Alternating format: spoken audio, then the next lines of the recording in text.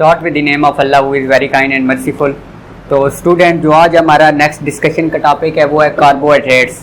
तो इस लेक्चर में हम सिंपल कार्बोहाइड्रेट्स की डेफिनेशन को देखेंगे और उसके कुछ स्ट्रक्चर्स को हम देखेंगे और टाइप्स को सिर्फ हम मेन डिस्कस करेंगे। आगे जो टाइप्स की एग्जांपल हैं वो इंशाल्लाह हम नेक्स्ट लेक्चर में डिस्कस करेंगे। तो सबसे पहले हम देख लेते हैं कि हमारे पास कार्बोहाइड्रेट्स हैं क्या। कार्बोहाइड्रेट्स को एक हम नाम और भी देते हैं हाइड्रेटेड कार्बन्स, कि ये हाइड्रेटेड कार्बन्स। अब हाइड्रेटेड कार्बन्स का मतलब हमारे पास क्या है? हाइड्रेटेड कार्बन का हमारे पास मतलब ये है कि इसमें जो कार्बन और ऑक्सीजन की, अगर हम ग्लूकोज का फार्मूला लिखें, एग्जांपल हमारे पास कार्बोहाइड्रेट्स की ग्लूकोज का फार्मूला हमारे पास होता है C6H12O6, ठीक है। तो हाइड्रेटेड कार्बन का मतलब ये है कि इसमें हाइड्रोजन की रेशो 2 है और ऑक्सीजन की रेशो 1 है, तो इसको हमने नाम दिया हाइड्रेटेड कार्बन्स, ठीक है। तो ये हमारे पास एक सिंपल एग्जांपल थी कार्बोहाइड्रेट्स की, ठीक है, हाइड्रेटेड कार्बन की रिस्पेक्ट से अगर हम देखें तो। लेकिन इस रेशो को बाद हमारे पास एसिटिक एसिड वगैरह हैं, ठीक है, वो कार्बोहाइड्रेट्स नहीं हैं। जैसे अब अगर हम देखें एसिटिक एसिड का हमारे पास फार्मूला होता है CH3COOH। अगर हम इसको अमाउंट के हिसाब से लिखते हैं तो कार्बन हमारे पास कितने हो गए? C2H हमारे पास 4 हो गए और ऑक्सीजन 2 हो गए। तो ये भी हमारे पास क्या रेशो बनती है? 2:1। लेकिन ये कार्बोहाइड्रेट्स नहीं है, इस वजह से हम इसे एग्जैक्ट हाइड्रोकार्बन नहीं कहते, बल्कि कुछ हमारे पास मोस्टली जो कार्बोहाइड्रेट्स हैं वो ऐसे ही हैं कि उनमें हाइड्रोजन की रेशो 2 होती है और ऑक्सीजन की रेशो 1 होती है। लेकिन ज़्यादातर हमारे पास जो एसिटिक एसिड्स वगैरह हैं उनमें भी 2:1 आ सकती है हाइड्रोजन और ऑक्सीजन की, लेकिन उनको हम कार्बोहाइड्रेट्स नहीं कहते। इसके बाद हम कार्बोहाइड्रेट्स की अगर डेफिनेशन देखें तो कार्बोहाइड्रेट्स हमारे पास पॉलीहाइड्रोक्सी एल्डिहाइड या पॉलीहाइड्रोक्सी कीटोन होते हैं। कार्बोहाइड्रेट्स आर पॉलीहाइड्रोक्सी एल्डिहाइड और कीटोन, पॉलीहाइड्रोक्सी एल्डिहाइड और पॉलीहाइड्रोक्सी कीटोन। तो पॉलीहाइड्रोक्सी का मतलब सबसे पहले हमें पता होना चाहिए, पॉली का मतलब होता है मैनी और हाइड्रोक्सी का मतलब OH ग्रुप, कि इसके अंदर बहुत ज़्यादा OH ग्रुप होंगे, मैनी OH ग्रुप, पॉलीहाइड्रोक्सी। अब दो चीज़ें हमारे पास बन जाती हैं कि पॉलीहाइड्रोक्सी एल्डिहाइड है या पॉलीहाइड्रोक्सी कीटोन है। तो इसके लिए हमें केमिस्ट्री में मूव करना पड़ेगा कि हमारे पास एल्डिहाइड क्या होता है। तो एल्डिहाइड का अगर हम सिंपल फार्मूला देखें तो एल्डिहाइड में हमारे पास ये जो कार्बोनाइल ग्रुप है इसकी एक साइड पे हाइड्रोजन अटैच होता है और दूसरी साइड पे कार्बन अटैच होता है, और हम लिखते हैं कितने, मतलब कार्बन की अमाउंट कोई भी हो सकती है, तो उसके लिए हम R लिखते हैं, ठीक है। तो अगर हम इसी तरह कीटोन ग्रुप को देखें तो कीटोन में हमारे पास इस तरह कार्बोनाइल ग्रुप के साथ दोनों साइड पे कार्बन एटम अटैच होगा, मतलब दोनों साइड पे R ग्रुप अटैच होगा, तो इसको हम कीटोन का नाम देते हैं। तो अगर हम कार्बोहाइड्रेट की सिंपल डेफिनेशन लिखना चाहें तो सिंपल हम डेफिनेशन में लिख सकते हैं कि कार्बोहाइड्रेट्स हमारे पास पॉलीहाइड्रोक्सी एल्डिहाइड या पॉलीहाइड्रोक्सी कीटोन होते हैं, जो, और एक इसके साथ हम ये भी पॉइंट ऐड कर सकते हैं, और complex substance which on hydrolysis give polyhydroxy aldehyde और कीटोन। सेकंड हमारे पास क्या है कि कम्प्लेक्स सब्सटेंस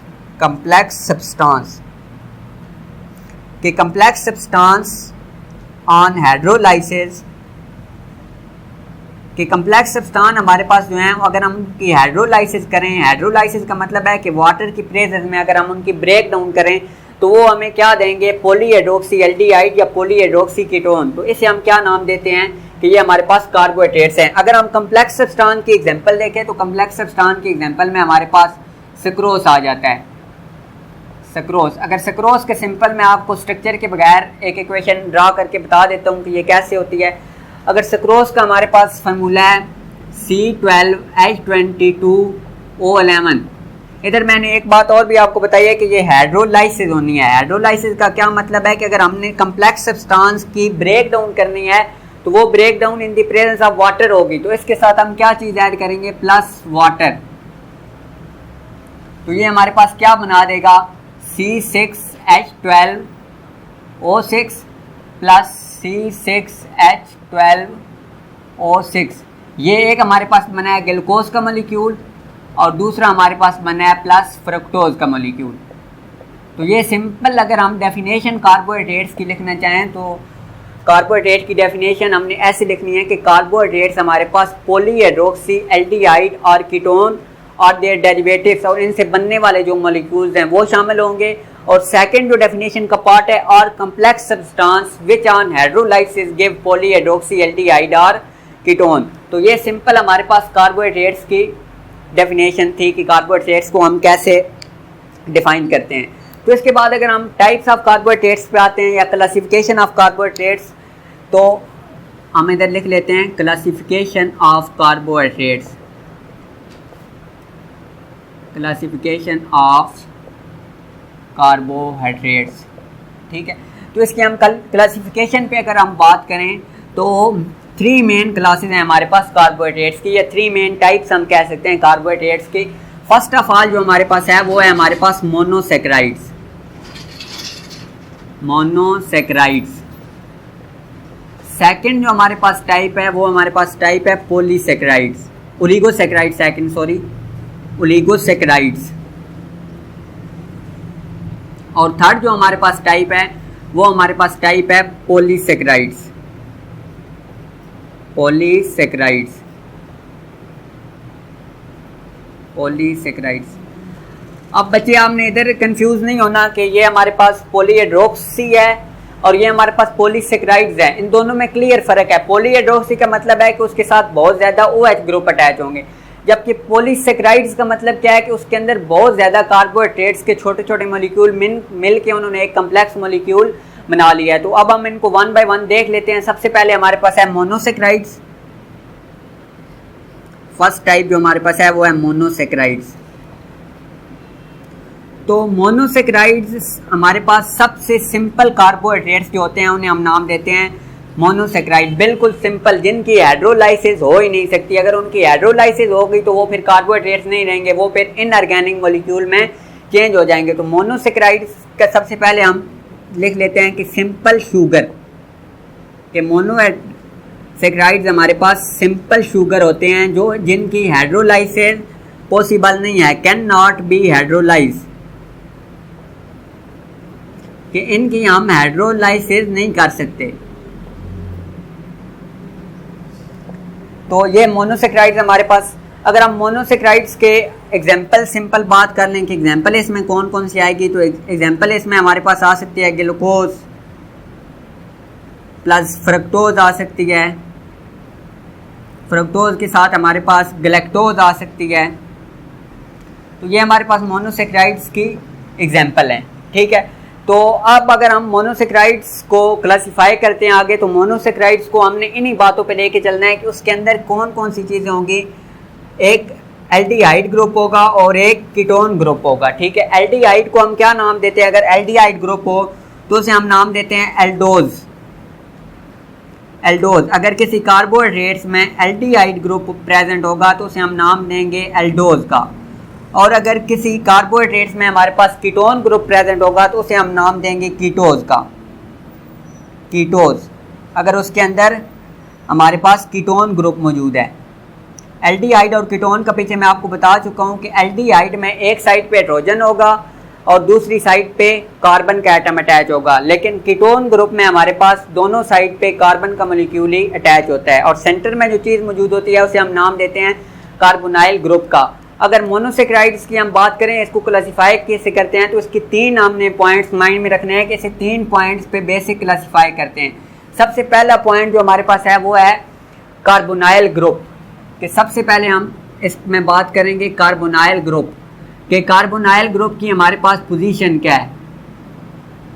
सेकंड जो हमारे पास चीज़ है, अगर कार्बोनाइल ग्रुप का मैं आपको बता दूं तो कार्बोनाइल ग्रुप हमारे पास इस तरह कार्बन के ऊपर डबल ऑक्सीजन मौजूद होता है और इस तरह 7 बॉन्ड, तो इसको हम कार्बोनाइल ग्रुप का नाम देते हैं। जो सेकंड चीज़ हमने मोनोसैकेराइड की क्लासिफिकेशन में देखनी है वो हमने देखनी है नंबर ऑफ कार्बन एटम।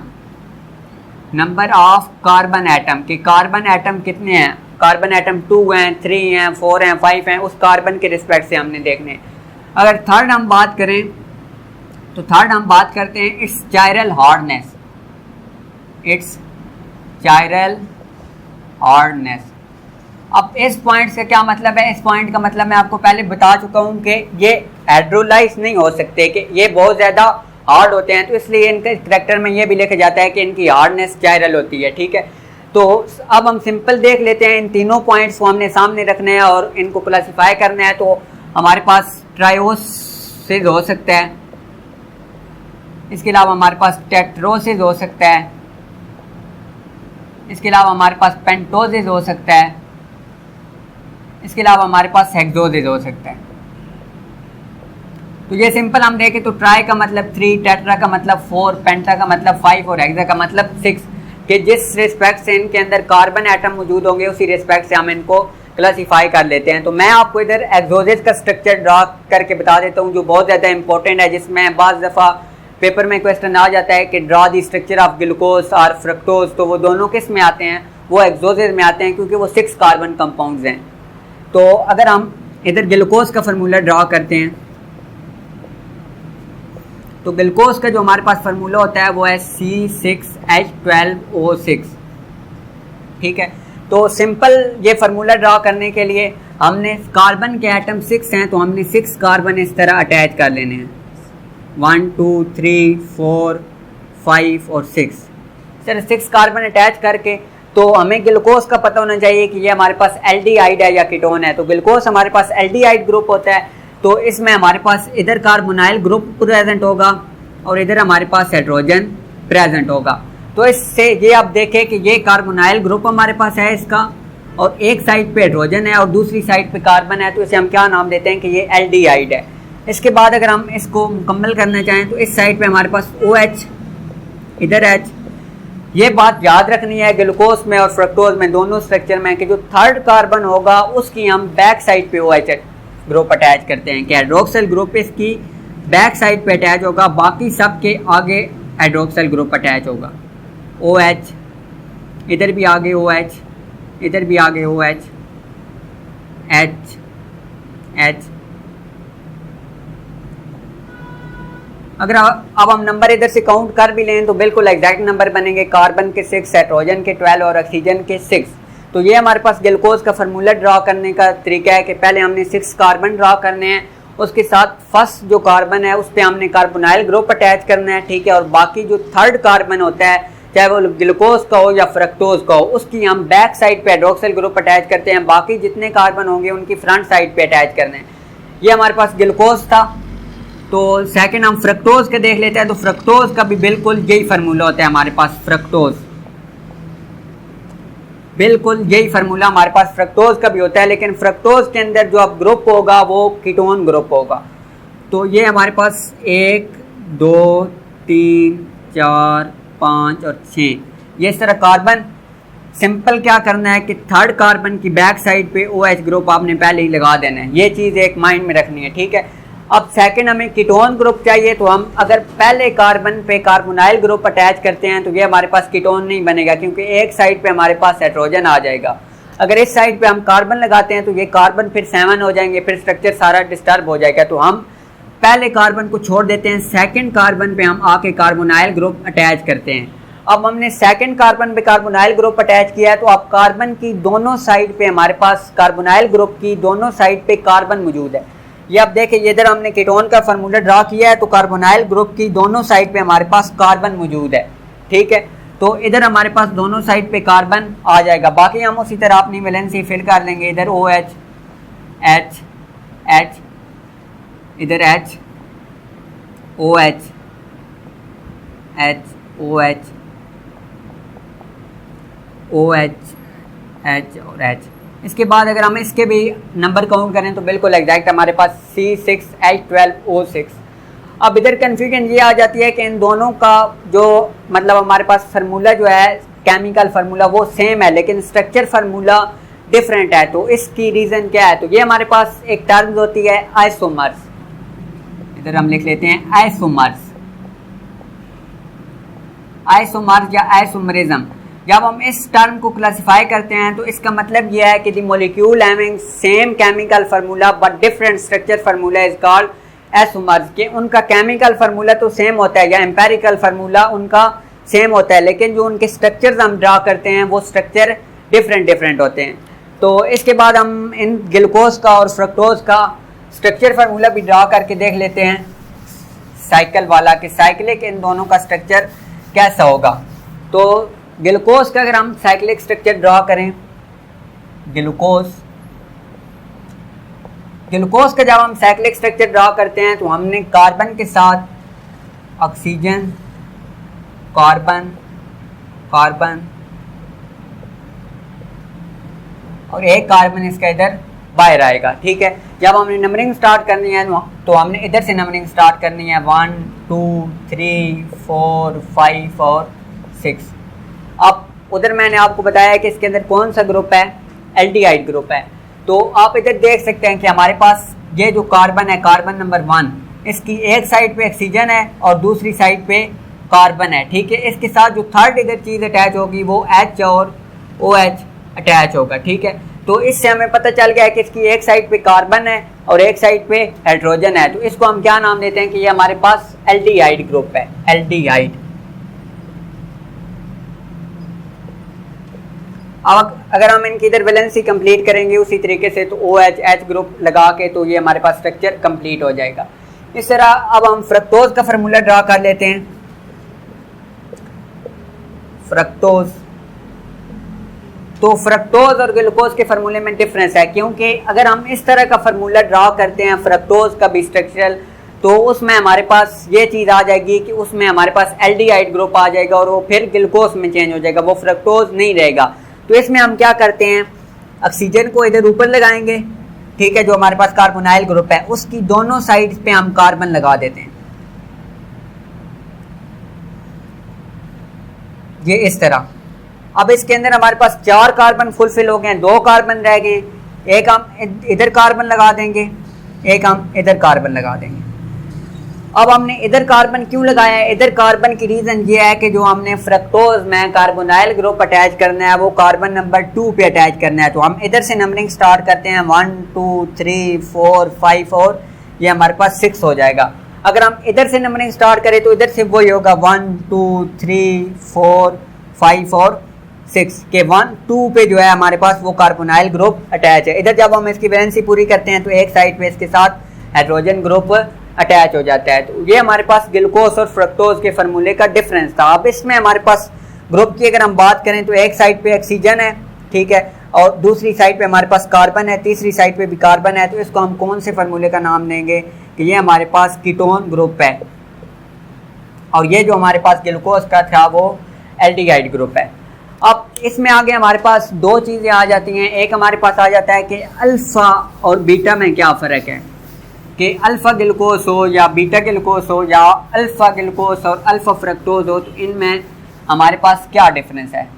तो वो आई होप आपको अच्छी तरह समझ आ जाएगा कि अल्फ़ा और बीटा में फ़र्क क्या है, ठीक है।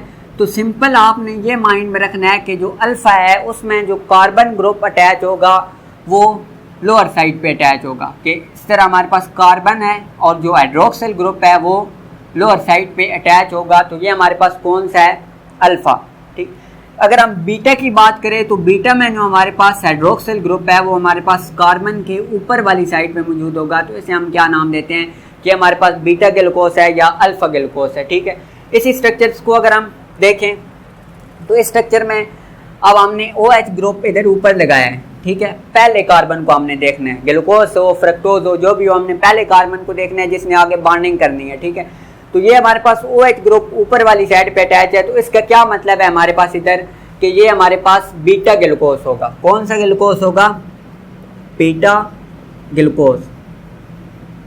OH ग्रुप ऊपर वाली साइड पे। अगर इसी OH ग्रुप को मैं रिमूव करके सेम ही फार्मूला रहेगा कि हाइड्रोजन ग्रुप को ऊपर अटैच कर देता हूँ और OH को नीचे अटैच कर देता हूँ, तो ये अब हमारे पास कौन सा ग्लूकोज बन गया, अल्फ़ा ग्लूकोज। तो स्ट्रक्चर समझने के लिए सबसे पहले हमें आगे फार्मूलेज में ये पता होना चाहिए कि अल्फ़ा और बीटा में फ़र्क क्या है। तो हमने सिंपल क्या करना है, स्ट्रक्चर ड्रा करना है। ये स्ट्रक्चर ड्रा हुआ हुआ देखना है। अगर फर्स्ट कार्बन के ऊपर वाली साइड पे हाइड्रोक्सिल ग्रुप है तो उसे हम बीटा का नाम दे देंगे। अगर नीचे वाली साइड पे हाइड्रोक्सिल ग्रुप अटैच है तो उसे हम नाम देंगे कि ये हमारे पास अल्फ़ा है। इसी तरह हम ग्लूकोज फ्रक्टोज पेंटोज किसी का भी स्ट्रक्चर हम देखते हैं तो उसमें बिल्कुल यही अल्फ़ा और बीटा के लिए यही फार्मूला फॉलो होगा। तो ये हमारे पास था मोनोसेक्राइड। इसके बाद हम चलते हैं कि हमारे पास डाइसेक्राइड्स क्या होते हैं। अब ओलिगोसेक्राइड्स या डाइसेक्राइड्स, तो हम ओलिगोसेक्राइड्स की बात करते हैं। ये सेकंड क्लासिफिकेशन है कार्बोहाइड्रेट्स की कि ओलिगोसेक्राइड्स। तो ओलिगोसेक्राइड्स हमारे पास कार्बोहाइड्रेट्स बिल्कुल सिंपल शुगर हैं, ठीक है। तो अगर हम ओलिगोसेक्राइड पे जाते हैं तो ओलिगोसेक्राइड्स हमारे पास ऐसे कार्बोहाइड्रेट्स होंगे जिनकी हाइड्रोलाइसिस पॉसिबल होगी, लेकिन एक लिमिट तक। जैसे अगर हम ओलिगोसेक्राइड्स की बात करें तो ये 2 to 10 सिंपल शुगर हमें देता है on hydrolysis. 2 to 10 simple sugar on hydrolysis. इसकी जब हम हाइड्रोलाइसिस करते हैं, ब्रेक डाउन करते हैं, तो ये हमें 2 से 10 सिंपल शुगर के मोलिक्यूल देता है। तो इसको हम क्या नाम देंगे? ओलिगोसेक्राइड्स का, ठीक है। इसकी डेफिनेशन में सिंपल हमने यही लिखना है कि ऐसे कम्प्लेक्स मोलिक्यूल जो हाइड्रोलाइसिस हों, जिनकी हम ब्रेक डाउन करें, तो वो हमें 2 से 10 सिंपल शुगर या सिंपल जो मोनोसेक्राइड्स हैं वो हमें दे दें, तो इसको हम कहते हैं ओलिगोसेक्राइड्स। अब अगर हम वो 2 मोलिक्यूल देगा तो उसे हम नाम देंगे डाइसेक्राइड्स। डाइसेक्राइड्स, अगर हाइड्रोलाइसिस हमने किसी चीज़ की किया, उसने हमें 2 मोलिक्यूल दिए हैं, तो उसे हम डाइसेक्राइड्स का नाम देते हैं। इस तरह अगर हम बात करें ट्राइसेक्राइड्स, ट्राइसेक्राइड्स में हमारे पास ऐसे ओलिगोसेक्राइड्स आ जाते हैं जिनके हम हाइड्रोलाइसिस करें तो वो हमें 3 मोनोसेक्राइड्स के मोलिक्यूल दें, तो ऐसे हम कार्बोहाइड्रेट्स को या ओलिगोसेक्राइड को ट्राइसेक्राइड्स का नाम देते हैं, ठीक है। इसके हम सिंपल एग्जाम्पल देख लेते हैं। एग्जाम्पल पहले भी आपको एक दफ़ा बता चुका हूँ कि हमारे पास सक्रोस मोलिक्यूल है। सक्रोस की जब हम ब्रेक डाउन करते हैं तो ये हमें 2 मोलिक्यूल देता है, एक ग्लूकोज और एक फ्रक्टोज। अगर हम केमिकल नेचर से इसके फार्मूले के हिसाब से इसकी इक्वेशन ड्रा करें तो इसका फार्मूला होता है C12H22O11 प्लस H2O, और ये हमें क्या प्रोवाइड करेंगे? C6H12O6, जो कि एक ग्लूकोज का मोलिक्यूल है, और दूसरे का बिल्कुल सेम फार्मूला है C6H12O6, ठीक है। ये हमारे पास क्या बनेगा? फ्रक्टोज बनेगा। अब हम इनका सिंपल एक दफ़ा स्ट्रक्चर ड्रा करके इनका रिएक्शन देख लेते हैं। तो ग्लूकोज का हम स्ट्रक्चर ड्रा करते हैं, कार्बन, ऑक्सीजन, कार्बन, कार्बन।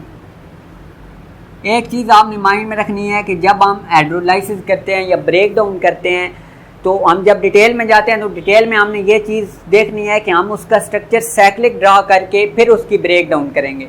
तो ये हमारे पास ग्लूकोज हो गया। सेकंड, इधर नीचे हम फ्रक्टोज का फार्मूला ड्रा कर लेते हैं।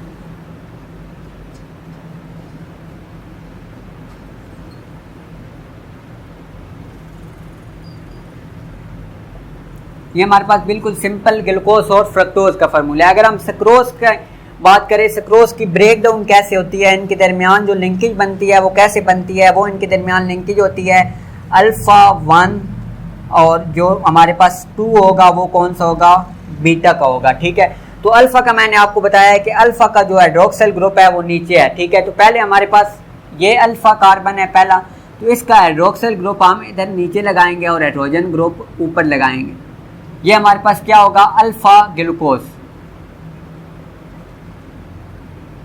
अब फ्रक्टोज के लिए हमने बीटा फ्रक्टोज लिखना है, बीटा फ्रक्टोज। तो बीटा में हाइड्रोक्सिल ग्रुप हमारे पास ऊपर वाली साइड पे होता है। अगर हम इस सेकंड कार्बन की बात करें, इधर मैंने 2 लिखा है कि कार्बन नंबर 2 पे होगा, तो इधर ऊपर हमारे पास OH ग्रुप अटैच होगा।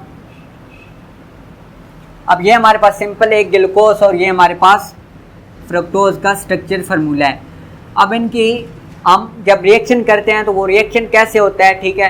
तो इधर से हमारे पास H ग्रुप आएगा और इधर से हमारे पास OH ग्रुप आएगा और ये हमारे पास वाटर का मॉलिक्यूल रिलीज हो जाएगा। जो मैंने बात की थी कि इन the presence of water hydrolysis होगी, तो वो वाटर इधर से हमने रिमूव कर दिया है कि वाटर रिलीज हो गया, ठीक है। तो पीछे हमारे पास क्या चीज़ बच गई है? पीछे हमारे पास ऑक्सीजन बच गया। इधर से वाटर रिमूव हो गया तो मैं इसको रिमूव कर देता हूँ। इधर हमारे पास एक ही चीज़ बची है, वो कौन सी चीज़ है? ऑक्सीजन। तो ये ऑक्सीजन इस कार्बन के साथ डायरेक्ट लिंक बना लेगी। इसको हम क्या नाम देते हैं? कि ये हमारे पास एक मुकम्मल सक्रोज का स्ट्रक्चर बन गया। और ये जो इनके दरमियान लिंकेज बनी है, कार्बन फिर ऑक्सीजन फिर कार्बन, जो इनके दरमियान ये लिंकेज है, इस लिंकेज को हम नाम देते हैं ग्लाइकोसिडिक लिंकेज। ग्लाइकोसिडिक लिंकेज कि जो ऑक्सीजन की वजह से लिंकेज बनती है उसको हम नाम देते हैं ग्लाइकोसिडिक लिंकेज। ठीक है, इसमें दो चीज़ें हमारे पास और आ जाती हैं। एक चीज़ हमारे पास आती है रिड्यूसिंग शुगर और non reducing sugar. Reducing sugar और सेकंड हमारे पास है नॉन रिड्यूसिंग शुगर। अब हम रिड्यूसिंग और नॉन रिड्यूसिंग शुगर को डिस्कस करते हैं। तो रिड्यूसिंग शुगर हमारे पास ऐसी शुगर होगी जिसके पास और भी कार्बन एटम अटैच होंगे और वो बॉन्ड बना लेगी। जैसे अगर हम इधर बात करें तो ये हमारे पास 4 नंबर कार्बन है। ठीक है, इधर से हम ड्रा करते हैं 1 2 3 4। तो ये मजीद इधर से हमारे पास कोई और एटम साथ मतलब ऑक्सीजन अटैच करके साथ किसी और कार्बन के साथ मिलके एक और बॉन्ड बना लेगी। ठीक है, तो इसको हम नाम देते हैं रिड्यूसिंग शुगर के, मतलब ये मजीद रिड्यूस हो सकती है। और नॉन रिड्यूसिंग शुगर हमारे पास ऐसे एटम होते हैं कि जो एक बार तो बॉन्ड बना लेते हैं। ठीक है, एक बार आप अगर हम फ्रक्टोज और फ्रक्टोज का बॉन्ड बनाएं, ठीक है, इधर आगे ऑक्सीजन और इधर कार्बन का एटम लगाएं तो फिर ये नेक्स्ट बॉन्ड नहीं बना सकते। जब ये नेक्स्ट बॉन्ड नहीं बना सकते तो इसका मतलब क्या है कि ये नॉन रिड्यूसिंग शुगर हैं, कि ये मज़ीद रिड्यूस नहीं कर सकते। इसके बाद हमारे पास थर्ड डिवीजन आ जाती है कि पॉलीसेक्राइड्स हमारे पास क्या होते हैं। तो पॉलीसेक्राइड्स नाम से ज़ाहिर आ रहा है, नाम के 2 पार्ट्स हैं। थर्ड जो हमारे पास है वो है पॉलीसेक्राइड्स।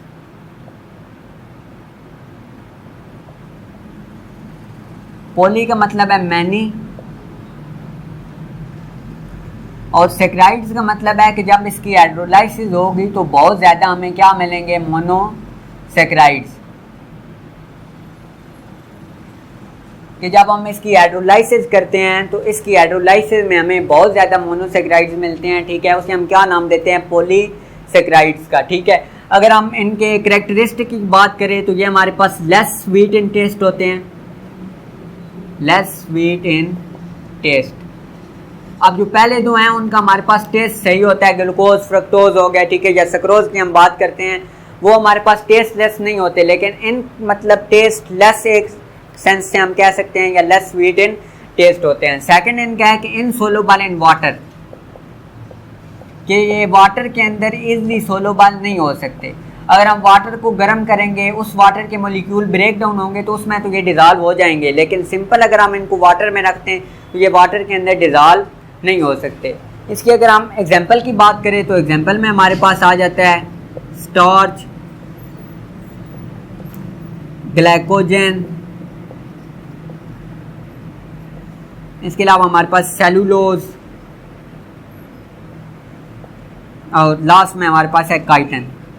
ठीक है, सिंपल हम देख लेते हैं। स्टार्च जो हमारे पास है ये जो एनिमल्स के अंदर या प्लांट्स के अंदर क्या करता है, स्टोरेज का काम करता है। प्लांट्स के अंदर storage material as starch store होता है। ठीक है, ग्लाइकोजन की अगर हम बात करें तो ग्लाइकोजन को हम नाम देते हैं एनिमल स्टार्च, एनिमल स्टार्च। ठीक है, तो स्टार्च का क्या मतलब है कि स्टोरेज करता है, तो जो एनिमल के अंदर जो फॉर्म में एनर्जी स्टोर होगी वो हमारे पास होगा ग्लाइकोजन। ठीक है, इसके बाद हमारे पास सेलुलोज है। सेलुलोज हमारे पास सेल वॉल बनाता है, cell wall of plant, cell wall of plant. ठीक है, अगर हम काइटन की बात करें तो काइटन हमारे पास cell wall of algae, wall of algae. ठीक है, अब पहले दो जो हमारे पास स्टार्च और ग्लाइकोजन है ये स्टोरेज के लिए इस्तेमाल होते हैं, और काइटन और सेलुलोज अब जो हमारे पास है ये हमारे पास सेल वॉल बनाने के लिए, ऊपर एपिडर्मिस बनाने के लिए इस्तेमाल होते हैं। तो ये जो हमारे पास सिंपल मैंने आपको बता दिया, इंशाल्लाह नेक्स्ट लेक्चर में मज़ीद आपको डिटेल में 1 बाय 1 टाइप्स डिस्कस करेंगे। तो इसके बाद हम देख लेते हैं कि फंक्शन, कार्बोहाइड्रेट्स के फंक्शन क्या हैं, फंक्शन ऑफ कार्बोहाइड्रेट्स। फंक्शन, अगर हम फंक्शन की बात करते हैं तो सबसे पहले फंक्शन में हम लिख सकते हैं कि carbohydrates spare protein, spare protein. अब स्पेयर प्रोटीन का क्या मतलब है, स्पेयर प्रोटीन का मतलब यह है कि ये प्रोटीन को डायरेक्ट एनर्जी सोर्स में यूटिलाइज नहीं कर सकते, कि प्रोटीन को ये स्पेयर करके रखते हैं। उस प्रोटीन का काम क्या है कि मेंटेनिंग या कोई नई चीज़ बनानी है, बिल्डिंग, ठीक है, बिल्डिंग और मेंटेनिंग का काम ये जो स्पेयर प्रोटीन हमारे पास है ये करेगी। ये हमारे पास सबसे पहले हम लिख ले सकते हैं कि कार्बोहाइड्रेट स्पेयर प्रोटीन। अगर हम सेकंड की स्ट्रक्चर, सेकंड फंक्शन की बात करें तो फैट मेटाबॉलिज्म, कि जो हमारी बॉडी के अंदर फैट मेटाबॉलिज्म है उसके लिए भी हमारे पास कार्बोहाइड्रेट्स यूज़ होते हैं, ठीक है। जब कार्बोहाइड्रेट्स नहीं होंगे तो ये जो हमारे पास फैट्स हैं ये हमारे पास डायरेक्ट हमें एनर्जी प्रोवाइड कर देंगे। इसके अलावा हमारे पास कुछ कार्बोहाइड्रेट्स हैं जो हमारे पास डायरेक्ट एनर्जी प्रोवाइड करते हैं ब्रेन को, energy provide to brain, energy brain को प्रोवाइड करते हैं डायरेक्ट, सिर्फ ऑनली ब्रेन को ही प्रोवाइड करते हैं कुछ कार्बोहाइड्रेट्स। कुछ कार्बोहाइड्रेट्स को अगर हम बात करें तो प्रिवेंट कॉन्स्टिपेशन, कॉन्स्टिपेशन वगैरह को प्रिवेंट करते हैं। इसके अलावा अगर हम बात करें तो बहुत ज़्यादा डिजीज़ जो हैं, जैसे हमारे पास कैंसर हो गई, डायबिटीज़ हो गई या हार्ट डिजीज़ हो गई, तो ये सारी डिजीज़ हमारे पास जो कार्बोहाइड्रेट्स हैं ये प्रिवेंट्स करते हैं। और कार्बोहाइड्रेट्स का मेन सोर्स हमारे पास क्या है? मेन सोर्स कार्बोहाइड्रेट्स का अगर हम बात करें तो सोर्स जो हमारे पास हैं ये फ्रूट्स मेन सोर्स हैं कार्बोहाइड्रेट्स का। तो अगर हमारी बॉडी में कार्बोहाइड्रेट्स की अमाउंट सही होगी तो हमारी बॉडी को एनर्जी ज़्यादा से ज़्यादा मिलेगी और हमारी बॉडी प्रॉपर वर्क करेगी। तो ये हमारे पास सिंपल एक कार्बोहाइड्रेट्स का जो इंट्रो था वो था कि कार्बोहाइड्रेट्स होते क्या हैं। उसके बाद हमने इसकी क्लासिफिकेशन में मेन सिर्फ डेफिनेशन तक बात की है कि डेफिनेशन में हम कैसे मोनोसेक्राइड्स क्या हैं, ओलिगोसेक्राइड्स क्या हैं और पॉलीसेक्राइड्स क्या हैं। इंशाल्लाह नेक्स्ट लेक्चर में 1 बाय 1 टाइप्स को हम मज़ीद डिस्कस करेंगे, स्ट्रक्चर वगैरह ड्रा करके। तो मिलते हैं नेक्स्ट वीडियो में इंशाल्लाह। Thank you.